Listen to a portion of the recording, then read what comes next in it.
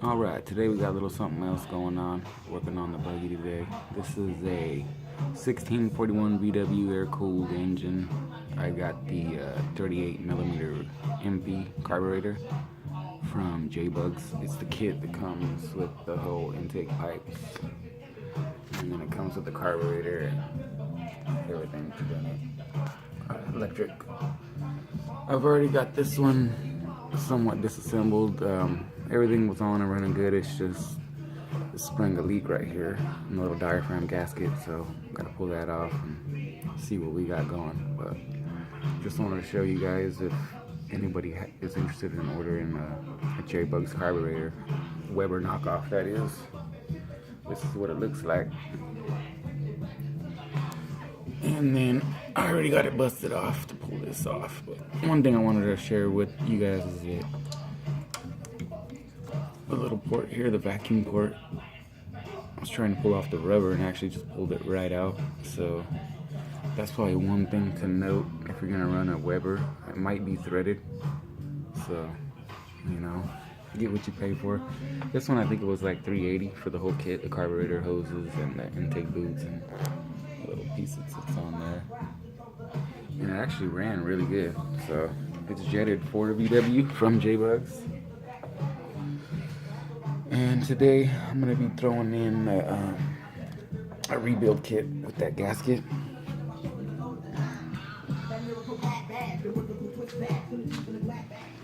So this is the rebuild kit that I got. This is the actual Weber one.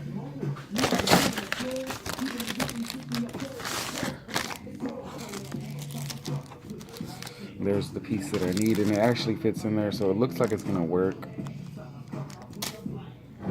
So I'll be letting you guys know how this goes. I like it, but you know, I wish I could have had the Weber. Right, so the machining of this carburetor actually looks halfway decent. But I mean, I can't compare this to an actual Weber because I've never worked on a Weber. I've worked on Hollies though, and the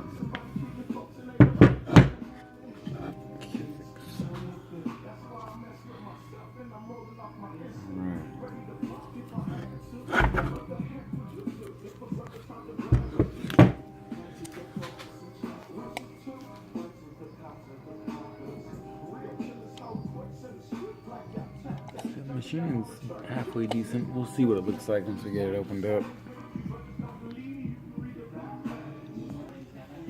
Okay, got the top plate off there. And one thing is all the screws are all the same length, which I'm glad. I don't like it when manufacturers start switching lengths up on those. Man, look at this thing, it's quite dirty. It's not even that old, not even that many miles, but it's got a ton of sand in there.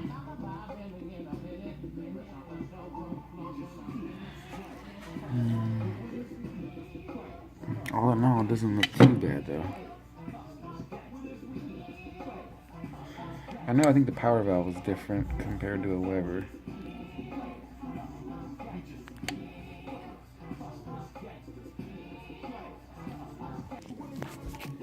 Okay, I got the jets out at the bottom. Full blow there. I don't know if you can focus in. It says 145 on here.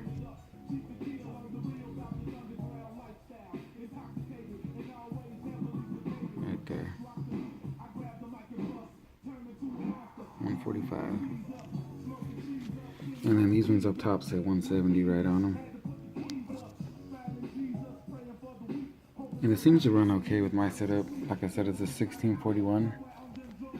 And it's polished and ported with new valves and stuff. So it's a little bit semi-pump, but not a whole bunch. But it runs good. Okay, one thing that I'm going to mention here that I did find an issue with when I did order this carburetor. I was having a real hard time with the air idle control, and there's a little air jet right here that screws on the side. This one. It carries the jet here. And what I had to do is use my little welder cleaning toolkit here. And I had to break that. I mean, it was totally gummed up and all messed up. The machining just wasn't right. So that's one thing to look for if you do have one of these carburetors. That was the only part that really had any issue. All the other parts actually look quite good. So, I mean, for what it is, this is a low mile carburetor. So far, so good. Okay, looks like there's a little screen filter underneath this brass plug. Sits in here like that, and it's right in there. So take a look at that. Make sure that's cleaned up. This one looks like it needs to be replaced, but I don't have one, so.